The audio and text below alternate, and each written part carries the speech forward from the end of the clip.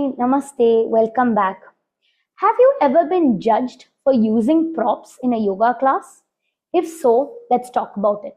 Let me share a story that happened many years ago when I was training to be a yoga teacher. At this point of time, I was already teaching yoga, but this was an intensive training that I did in India.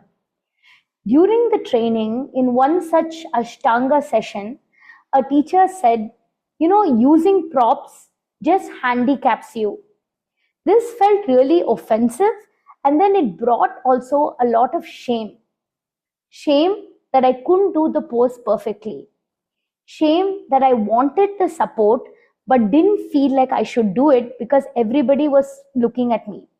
And so, because I had to prove to everybody in that room, I pushed myself. And guess what? I did the pose. But at what cost? It wasn't joyful. I wasn't learning. It was all ego, all pain, and no growth.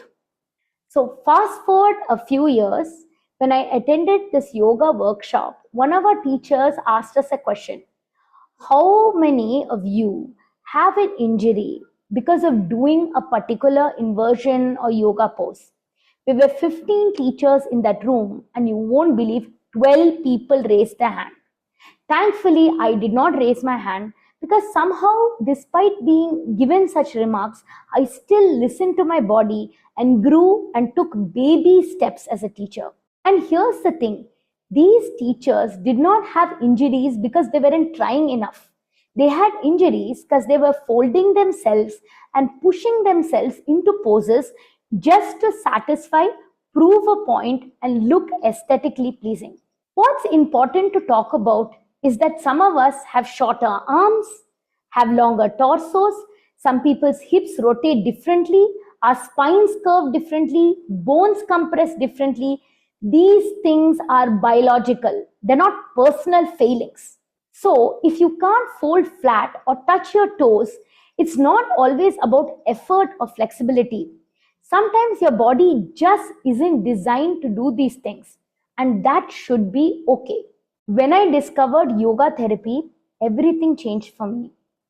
I realized that props are not a crutch, but they can act as a bridge. They enhance alignment, support joint safety, regulate the nervous system, and of course make the practice more emotionally accessible. And let's be honest, most traditional trainings don't even consider people with disabilities, older bodies, or unique needs. But aren't they the very people who need the practice of yoga? So why do props have such a bad reputation? These days, I take props to every class that I teach. I even teach poses with props. And of course, those people who don't want to use props, more freedom to them. Yoga isn't about performing or reaching a particular goal just to prove everybody else. It's about finding growth and maturity within oneself. Saying props are for lazy people is just misinformed and harmful. It's like saying, hey, don't use the stool. If you just reach higher, you can touch that top shelf when you're 5 feet tall. So today, I want to gently challenge your belief. And if you have a different reality, I respect that, but this is the truth I live by. If this speaks to you, I welcome you to my space, Yoga Therapy with Madhu. Let's work together. You can find the link in the description below. Do you like props? Do you not like props? I love to know what you think. Please drop a comment below. If you feel this resonated with you and you think you can share it with someone who will really benefit by this, go ahead. Until next time, Om Tat Sat.